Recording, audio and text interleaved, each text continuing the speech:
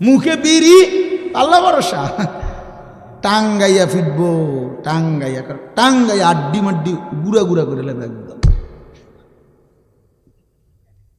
সিটারি। হ্যাঁ, সুদের ব্যবসা, বাটফারির ব্যবসা। সাধুয়ানে বইয়া আপনার বেডির দিকে চাইয়া রয়েছে নাচ গান নাটকে টেলিভিশনে, এনে বইয়া আল্লাহ ভরসা। আও মারতো না, যত কয় হুজুর এত না,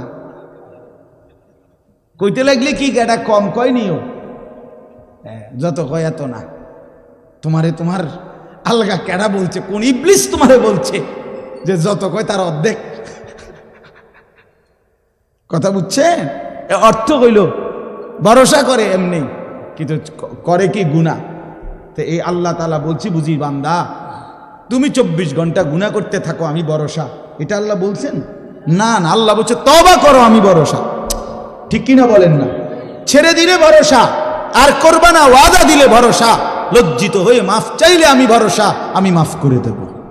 তাইলে ভাইয়া হাতে ধরা যে মোবাইলগুলো, এগুলো নামান একজনও একটা মোবাইলও হাতে তুলবেন না। এই হাতে ধরে রাখছেন যান, একজনও হাতে ধরে রেকর্ড করবেন না। বললাম, নিষেধ করলাম। যে কথা শুনবেন না আপনি উঠে চলে যান, আপনার মতো শ্রোতা না হলেও চলবে। আমি এমনি শুনেন, ডাইরেক্ট চোখের দিকে তাকায় শুনেন। মোবাইল এটার একবার আলগি দেয়, একবার নিচে নামা, একবার খটর মটর করে। এটা অসভ্যতা ছাড়া আর কিচ্ছু না, এটা বদভ্যাস ছাড়া আর কিচ্ছু। এটা 24 ঘন্টার এক বদভ্যাস। জিন্দিগিটাই এটার সাথে মিশাই দিছে, জীবনটাই। যেখানেই যাবা তোমার কাম একটাই, শুধু এই মোবাইল এটা নিয়ে নাড়াচাড়া করে। তোমারে খোদা বানাইছে এই মোবাইল লড়াইতে সারাক্ষণ। কি আশ্চর্য এক জীবন আমাদের। কিছু পাঞ্জাবিওয়ালা টুপিওয়ালার ওই খাসিয়ত, সারা দিন এটা নিয়ে ব্যস্ত। যেখানে যাবে চুরি করে হলে ওটা উঠাইবে। এটা জীবনের একটা মূল ফিকির, মোবাইলে একটা কিছু উড়াইতে পারছে। কি ফায়দা এটাতে ভাই? কি বরকত এটাতে? পৃথিবীর সমস্ত বক্তার সাথে যদি কারো একটা ছবি থাকে, তো হাসরের ময়দানে বা কবরে জাহান্নামের আযাব মাফ।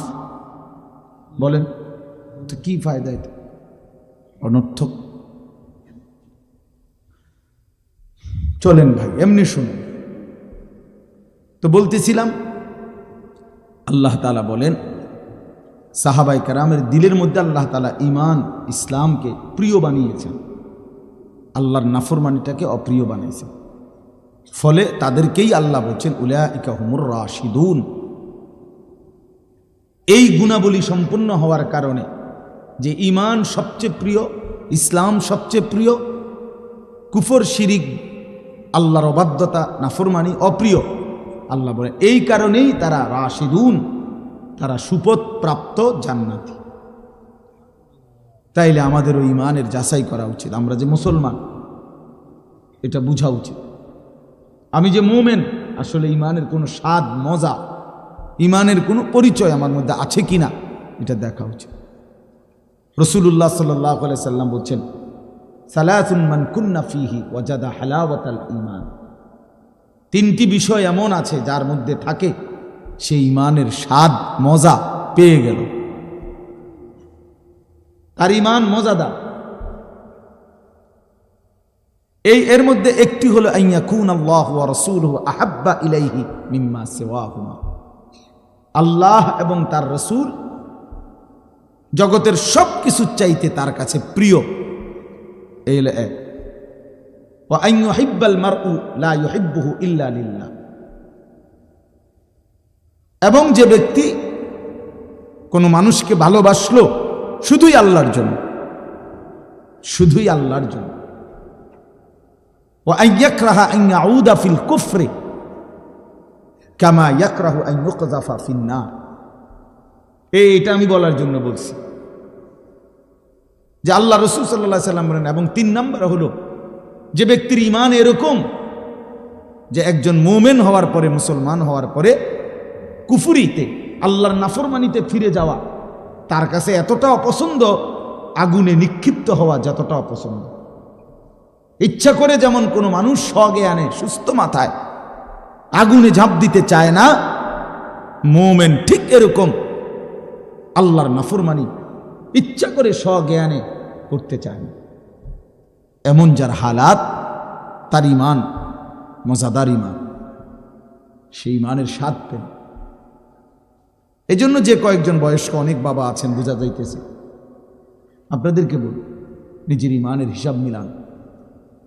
জিন্দিগির শেষ বেলা, যাদের 40, 50, 60 বছর বয়স, 40 ঊর্ধ্ব মানুষ যারা, ধরে নেন আপনাদের হায়াতের শেষ সময়, হিসাব মিলান।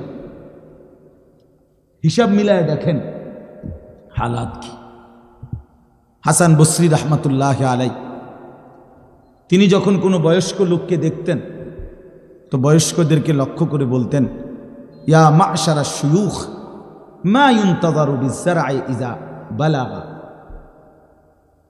তিনি বলেন তো, হে বয়স্ক বাবাগণ, কোনো ফসল যখন পূর্ণ পাইকা যায় তখন আর বাকি থাকে কি? মা ইউনতাযারু, তখন আর কিসের বাকি করা হয়, অপেক্ষা করা হয়? ফসল তো পাইকা গেছে, পূর্ণ হয়ে গেছে। তো লোকেরা জবাব দেয়, ক্বালু আল হাসাদ, আর কাঁটাটা বাকি থাকে। কি বলেন? ধান যখন পুরা পাইকা যায় খেতে, তো এখন আর কি কাজ বাকি? কাটা বাকি। তার মানে উনি বুঝাইতে চাইছেন যে চাচা, বয়স্ক বাবা, হায়াত পূর্ণ হয়ে গেছে, এখন আর শুধু মরণটা বাকি, আর মৃত্যুটা বাকি। আর যুবকরে তখনই বলতেন, যুবক যদি আবার ভাবে তাইলে বোঝা গেল আমার বয়স মাত্র 25, কিছু চিন্তা করলো 40-এর পরে, 60-এর পরে, তাহলে 40-এর পরেও যদি হয় তাইলেও তো আরো 15 বছর আরামসে। তো তিনি বলতেন, ইয়া মা'শারা শাবাব, শোনো হে যুব সমাজ, ইন্না যারআ কাদ তুদরিকুল আহাতু ক্বাবলা আন ইয়াবলুগা। তিনি বলেন, শোনো, অসংখ্য গাছের ফুল ফল পরিপক্ক হওয়ার আগেই ঝরে যায়, ঝরেই যায় বেশি। একটা আম গাছ থেকে যে পরিমাণ মুকুল ফুল বাইর হয়, সবগুলো আম হয়, ঝরে যায় বেশি। যে কতগুলো আম হয় ছোট্ট ছোট্ট, তো এই সবগুলো কি বড় হইয়া পুরা পাকে? কথা বলেন না, না, ঝরেই যায় বেশি। প্রত্যেকে যদি হিসাব করে দেখবে ঝরে যায় বেশি, থাইকা যায় অল্প। প্রতিটা ফল, ফসল, ফুল ঝরে যায় বেশি। কাদ তুদরিকুল আহাতু, আহাতু মানে মুসিবত, ঝরে পড়া, ক্বাবলা আন ইয়াবলুগা, পূর্ণ হওয়ার আগেই। তার মানে যুবককে তিনি বলতেন, তুমি প্রতারিত হইও না। সবাই 60 বছর বয়সী হয় না, 40 বছর হয় না। আল্লাহ তাআলা কোরআনুল কারীমের মধ্যে বলছে দুইটা কথা, অমিনকুম মান ইউতাওয়াফা মিন ক্বাবলু অমিনকুম মান ইউরাদ্দু ইলা আরযালিল উমর। আমি হায়াত দিতে দিতে কাউকে এই চলমান অবস্থাতেই মৃত্যু দিয়ে ফেলি, আর কাউকে বৃদ্ধ অবস্থা পর্যন্ত পৌঁছাই। এটা কোরআন শরীফের আয়াত। আল্লাহ বলছেন আমি কাউকে মৃত্যু দিয়ে দেই আগেই, আর কাউকে আমি আরজালুল উমর, বৃদ্ধ অবস্থা, নিষ্কর্ম অবস্থা পর্যন্ত পৌঁছাই। এই জন্য আমি 2 দিন মাহফিলের শেষ, এই জন্য বললাম এই কথাটা। ওই ভাই, এই তোমরা এই মাঝখান দিয়ে কথা বলো না ভাই, কথা বলো, যার কষ্ট হয় চলে যাও তুমি, আমার কোনো অসুবিধা নেই, কিন্তু এখানে কথা বলো না দোস্ত আমার, আমি এটা পছন্দ করি না বাপ। এর চাইতে কম শ্রোতা আমার কোনো অসুবিধা নেই। আমি ওই যে এতক্ষণ আমার এই মৌলানা মুফতি মহিউদ্দিন ভাই, আমার শায়েখ আরিফ বিল্লাহ আল্লামা মুফতি মুশতাকুল নবী কাসিমি হুজুরের মাদ্রাসার উস্তাদ সুধন্যপুর, এতক্ষণ উনার লোকই ওয়াজ করছি একজনে, এত করে এনে এন পর্যন্ত কোনো অসুবিধা নেই, শ্রোতাই একজন হইলে যথেষ্ট। ওনারও বহুত ওয়াজ করছি, শ্রোতা নিয়ে কোনো টেনশন নেই। একজনের সামনে বললেও আল্লাহ গ্রহণ করলে কামিয়াব, 1 কোটির সামনে বললেও মালিক গ্রহণ না করলে কোনো লাভ নেই। এই জন্য বাপ অল্প একটু সময় কথা মনোযোগ দিলে ভালো। আমি এটার প্রতি একটু কঠোরতা করি এই জন্য যে আল্লাহর কথা মনোযোগ দিয়ে শুনে আলাদা নিজের জন্য, বিশ্বাস করেন খুব দ্রুত সময়ে আল্লাহ তার জিন্দিগি বদলায় দেয়। কিন্তু ফালতু মানুষ গাফেল, ওই বুট খায়, কথা শোনে, ওয়াজ শোনে, বাদাম খায়, বন খায়, বিড়ি খায়, সুর দিলে টান দিলে আইয়ে, শিক্ষার দিলে আইয়ে, ভাল লাগলে কদ্দুর শোনে, ভাল লাগলে কদ্দুর শোনে না, জিমায় কদ্দুর, ওয়াজ শোনে কদ্দুর। এই সমস্ত ফালতু মানুষ এ ফালতুই থাকে, নতিজা আরজালের তাবে হয়, ফলাফল যখন নিকৃষ্টতার অনুগামী হয়। বুঝেন নাই না? বুঝেন নাই? আমি আর বাংলায় বলি না, না বুঝেন না, আমি কই না, তাহলে বুঝবেন। একটা উদাহরণ দিলে এ কি কইছি এই কথাইটা, তাহলে বুঝবেন। নতিজা আরজালের তাবে হয়, ফলাফল নিকৃষ্টতার অনুপাতে হয়। ভালো এবং মন্দ দুইটা মিশে গেলে ফলাফল আসে নিকৃষ্ট, যেটা মন্দ ওইটার আলোকে। যেমন একটি পানির ট্যাঙ্কির মধ্যে 500 লিটার পানি থাকে, ধরেন আটে, ওই যে গাজী ট্যাঙ্কি 499 লিটার, এটার মধ্যে মোটর দিয়া পবিত্র পানি দিছে, মানে মোটরের পানি, ভালো পানি 499 লিটার। শুধু 1 লিটার ফেসাব এটার সাথে দিছে, এই মিল্লা হয়েছে 500 লিটার। 499 লিটার হইল পবিত্র পানি, 1 লিটার হইল কি? ফেসাব। এখন 500 লিটার পানির হুকুম কি বলেন? সবাই বলেন, সবাই বলেন। সব মুফতি সাহেব সবাই বুঝছেন এটা, ঠিক না? এটা একেবারে সহজ কিনা? তাহলে ফলাফল আসলে মানে এইটাই বুঝাইলাম, ভালো এবং মন্দ মিশে যাওয়ার পর ফলাফল আসছে কোনটার?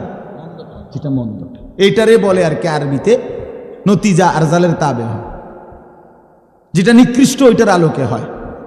এটার অর্থ হইল, আমি সবসময় বলি, বুট আর ওয়াজ দুইটা মিললে ফলাফল আসে বুট,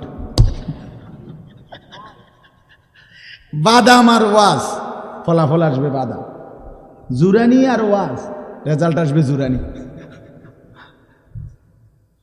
হ্যাঁ হ্যাঁ, এটা গুরুত্বপূর্ণ বিষয়। রেজাল্ট আসবে কি? জুরানি। জুরানি। আপনি সাসারে জিজ্ঞাসা করবেন কি শুনছেন, বলবো কথা তো কত কথাই কইছে, সবই তো দরকারি কথা, কোনটা কইতাম? আসলে কিচ্ছু জানে নাই উনি, কিছুই শুনে নাই। বুঝেন নাই কথা? আউযুবিল্লাহর সময় জুরাইছে, বিসমিল্লাহর সময় মাথা আলগি দিছে, আবার আলহামদুলিল্লাহর সময় জুরাইছে। তো কি শুনছে উনি? ঘোড়ার ডিম শুনছে। এই জন্য বাপ, এটা জরুরি, বাস্তব। আমি হাসতে হাসতে বললাম, যদিও অর্থ হলো পরিবর্তনের জন্য, জিন্দিগির সৌন্দর্যের জন্য মনোযোগ জরুরি, আন্তরিকতা জরুরি। আমাদের খুলনার হজরত আরিফ বিল্লাহ হজরত মাওলানা মুফতি নুরুল আমিন সাহেব হজরত সবসময় বলে, যে ব্যক্তি তার দিল, কান, চোখ এই তিনটা একত্র করে আল্লাহর কথা শুনে, হজরত বলেন খুব অল্প সময়ের ভিতরে তার জিন্দিগি পরিবর্তন হয়। তিনটা একসাথ করতে হয়, দিল খোলা, কান খোলা, চোখ খোলা। চোখ খোলা। হজরত সবসময় বলে, আল্লাহর কথা শুনতে বসলে যে জুরায়, বুঝতে হবে তার কলিজার ভিতরে আখেরাতের ফিকির কম, কবরের ভয় কম, জাহান্নামের ভয় কম, পরকালের অনুভূতি কম, অনুভূতি কম।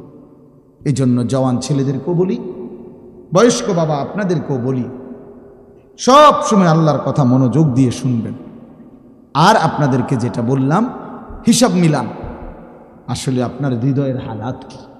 এই যে প্রতিনিয়ত আল্লাহর কথা শুনতেছেন, যুবক ভাই তোমরাও শুনতেছ, মসজিদে জুমার নামাজের বয়ান হয় 52 সপ্তাহ, এক বছরে মোট 52 সপ্তাহ। বছরে প্রত্যেক মাসে 4টা জুমা, 4 × 12 = 48, আর 4 মাসে 4টা অতিরিক্ত জুমা আছে।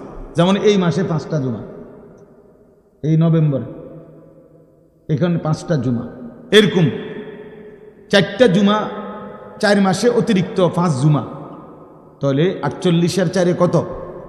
52টা জুমা। তাহলে 52টা জুমায় প্রতিনিয়ত ইমাম সাহেব আল্লাহর কথা বলে, বয়ান করে। এটা কম না। 30 বছর যদি এভাবে কেউ 52 সপ্তাহ করে 30 বছর শুনতেছে, তার কি 30 বছর পরেও বিড়ি খাওয়ার অভ্যাসটা ছুটে যাওয়ার কথা না? তো এই কাকা কি শুনলো যে এত বছর ধরে এবারটা যে অনবিড়ি খায়? এই ডাকাত কি শুনছে কনাম? বলেন আপনি, ইনসাফ কি বলে? না না, একটা বিবেকের প্রশ্নে আসেন। আজকে 30টা বছর পরেও আপনি সুদের লেনদেন করেন, 50 বছরেও এখনো ওজনও কম দেন, এখনো কথা কইলে আগ করলে গালি দেন। আস্তাগফিরুল্লাহ। শুনলেন কি? বুঝলেন কি? এতগুলো বয়ান কিছুই কোনো আসর করলো না। এই মূল কথা হলো গাফিল। মূল বিষয় কি? গাফিল। উলাইকা হুমুল গাফিলুন। আল্লাহ সমস্ত জাহান্নামীর পরিচয় বলছে, সমস্ত জাহান্নামীর একসাথে একটা পরিচয় আল্লাহ বলছে, উলাইকা হুমুল গাফিলুন। সবগুলো জাহান্নামী মূলত গাফিল। গাফিল কোরআন শরীফে আছে, ওয়ালাকাদ যারানা লিজাহান্নামা কাসীরাম মিনাল জিন্নি ওয়াল ইনস। এই আয়াতের শেষ শব্দ এটা, উলাইকা হুমুল গাফিলুন। এরা মূলত গাফিল, খামখেয়ালি করছে, খামখেয়ালি করছে। এই জন্য বাপ দিল দিয়ে আল্লাহর কথা শুনবেন, প্রত্যেকটা ওলামায়ে কেরামের কথা মনোযোগ দিয়ে শুনবেন। নিজ এলাকার হুজুর, স্থানীয় ইমাম, নিজ মহল্লার আলেম দ্বীন, ওনাদের কথা, দূরের হুজুর, সবার কথা সমানভাবে গুরুত্ব দিবেন।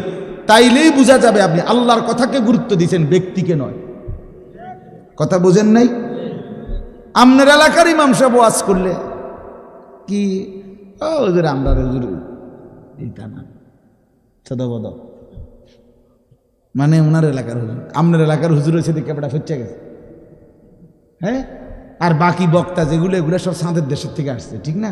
আমি তো এই মাত্র চাঁদের থেকে নামছি, এই যে এখান দিয়ে দেখছেন নাম নেন আমার, যে চাঁদের দেশ থেকে আসছি। কি চাঁদের দেশ থেকে আসছি মিয়া? আমি তো কোনো মহল্লা, আমি তো কোনো এলাকা। তাহলে এটা কোনো কথা না, এটা কোনো বিষয় না। জনপ্রিয়তা ধোঁকা, প্রধান বক্তা, বিশেষ বক্তা, এগুলো ধোঁকা। আল্লাহর কথা শোনা, আল্লাহর কথা দিলের মধ্যে আনা, আল্লাহর কথা বলতে পারা, এটাই সৌভাগ্য, এটাই সৌভাগ্য। আল্লাহ তাআলার কুদরত, এটা আল্লাহর ইচ্ছা। আল্লাহ কাউকে 10,000 1000 মানুষের সামনে বলায়, কাউরে 10 জনের সামনে বলায়। এটা কোনোটাই 10 জনের সামনে বললে ব্যর্থ, 1000 লোকের সামনে বললে সফল, এমন কথা কোরআন, সুন্নাহ, ইজমা, কিয়াস পৃথিবীর কোথাও নাই। কথা বুঝছেন না? এটা কোনো বিষয় না। অনেক নওজোয়ান ওলামায়ে কেরাম আছেন, আপনাদেরকেও বলি, জনপ্রিয়তার মোহে পড়বেন না। যেই কোনোভাবে মোবাইল দিয়া হোক, ফেসবুক দিয়া হোক, ইউটিউব দিয়া হোক, মাথা পাঞ্জাবি খুললে হোক, শার্ট লাগাইয়া হোক, যেমনে হোক মানুষে চিনতে হইব, একটা লারা দিতে হইব, যেমনে হোক। দেশটার মধ্যে টাইল কেল লাগাইতে হইব না, এটা কোনো কথা না। আল্লাহর ইচ্ছা, কাউকে আল্লাহ তাআলা, আমাদের আল্লামা মামুনুল হক, আজ তিনি কোথাও দাঁড়াইলেই এটা একটা মিছিল। বেচারা যদি দাঁড়ায় কোথাও, তো সেটাও হাজারো মানুষের কি হয়ে গেছে, মিছিল। হাঁটলে স্লোগান চলছে। তো আল্লাহর ইচ্ছা, মালিকের ইহসান এটা। আল্লাহ তাআলা প্রত্যেকের ভিতরে এটা যদি হয়, এই মানসিকতা, তাহলে বরকত হয়। যে আমারে আল্লাহ 5 জন মানুষের সামনে বলার সুযোগ দিছে, আমি এই 5 জনকে বলাটা কদর করি। আমারে বলছে আসরের আগে একটু বলতে, আপনি মনোযোগ দিয়ে বলেন, বরকত পাইবেন। আসরের পরে বলেন, ফজরের পরে বলেন। আল্লাহর কথা যখনই বলার সুযোগ পায় তখনই গনিমত। ক্বালা রব্বি ইন্নী দাআউতু কওমি লাইলাম ওয়া নাহারা। নূহ আলাইহিস সালাম বলছে, আল্লাহ আমি আপনার দিকে মানুষকে ডেকেছি 950 বছর ধরে, রাতেও দিনেও। লাইলাম ওয়া নাহারা, রাতেও দিনেও।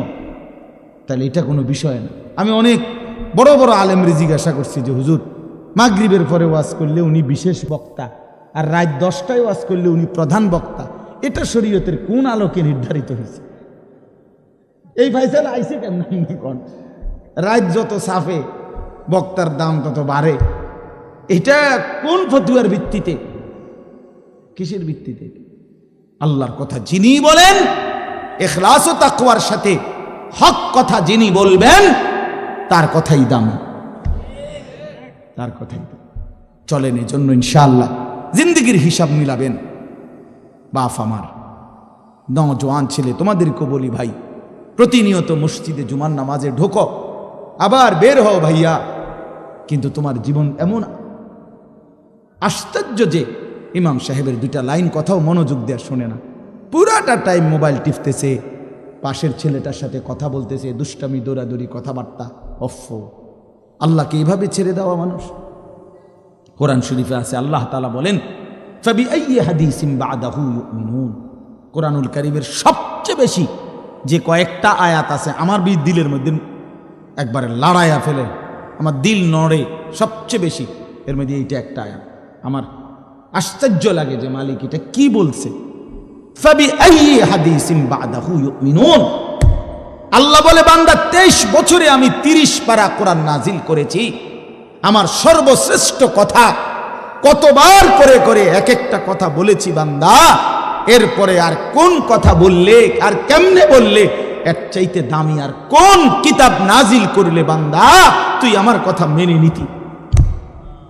ফাবিআইয়ি হাদিস, ফাবিআইয়ি হাদিস, আর কি বললে, আর কোন কথা বললে?